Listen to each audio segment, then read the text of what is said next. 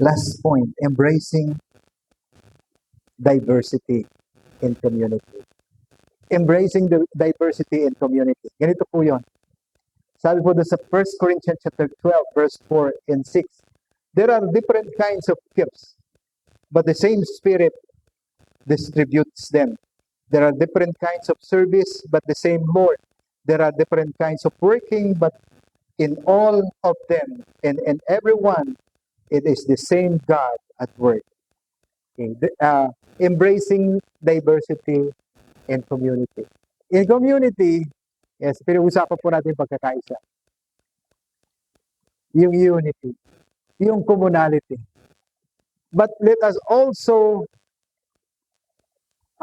tingnan natin that in a community, meron talaga tayong differences. So, ang sinasabi po dito sa ating lesson is, yes, we have our differences. Iba-iba yung ating estado sa buhay. Yung estado ng pananalapi natin, yung estado ng ating educational attainment or background, iba-iba yon. Yung ating mga prinsipyo sa buhay, yung gusto nating marating ay iba-iba. Okay? Yung ating kulay, iba-iba.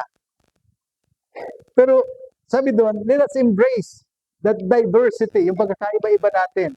No? Huwag na, ang gusto pong sabihin dito, yes, meron tayong pagkakaiba-iba. Pero let us learn how to embrace our differences as a community. Kasi kahit ano gawin natin, yung pagkakaiba-iba natin, hindi natin pwedeng doon sa mga ibang bagay, hindi natin pwedeng pagkaisahin. Bawa, yung pangalan natin. Yung pangalan mo na talaga yan. No? Hindi tayo pwedeng lahat maging angel dito. Yeah. Halimbawa, yung ating gusto, no? Sa buhay, yung pangarap natin, hindi natin pwedeng pagkaiba-ibahin yun. And sabi dito, let us embrace the diversity. Pero, yung pagkakaiba-iba na yon ay hindi dapat maging daan para tayo magkahiwa-hiwalay. Halimbawa po, sa preparation ng isang event, naghahanda ng pagkain. Sabi ng iba, gusto namin adobo yung ulam. Sabi ng iba, sa amin gulay lang. Kasi yun lang kinakain namin. Paano natin siya ngayon re-resolve pa yun? So sabi dito, may iba-iba tayong mga kaloob, pero lagi nating tandaan, isa lamang yung Espiritu ng Diyos na nagkakaloob ng mga kaloob na yan. May iba-iba tayong uri ng paglilingkod, pero lagi nating tandaan, isang Panginoon lang yung nagbibigay ng kaparaanan kung paano tayo maglingkod. May iba tayong uri ng talento, lagi nating tatandaan na iisang Diyos lang ang nagbibigay dito sa atin. There are different kinds of working, but in all of them, in everyone, it is the same God at work.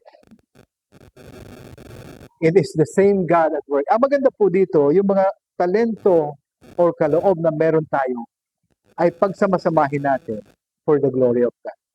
Halimbawa, magaling ako sa ganito, ikaw naman magaling sa ganyan. Pagsamahan natin. And let's have our commonality. Na yung kagalingan mo plus kagalingan mo plus kagalingan ko. Pag pinagsama natin is a commonality. Paano siya magiging commonality? Pag gagamitin natin for the glory of God. Amen? Pag gagamitin natin for the glory of God. Yung talento mo na meron ka plus talento ko na meron ako, pag pinagsama natin for the glory of God, there is commonality. Kasi magkakaroon tayo ng isang common objective in goal. Gagamitin natin ito for the glory of God. Pero pag ginamit natin for our own interest or other things, mahirap tayo magkaisa. Hindi mali na gamitin mo ito, yung talento mo sa, halimbawa, magaling kang mag-drive. Hindi mali na gamitin mo yung for other purposes. Kasi pwede naman. Pero pag panininigan mong doon mo lang siya gagamitin, habang buhay, yung talento mo, yun doon tayo nagkakaisa. Nagsiseparate.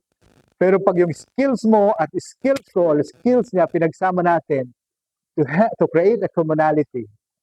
And for us to create that commonality, let us use your skills, talents, or gifts in glorifying God. Doon nagsisimula yung commonality. Ayan. Glory to God. Sabi po dito, diversity within a community begins unique perspective, gifts, and experiences that enrich and strengthen the community.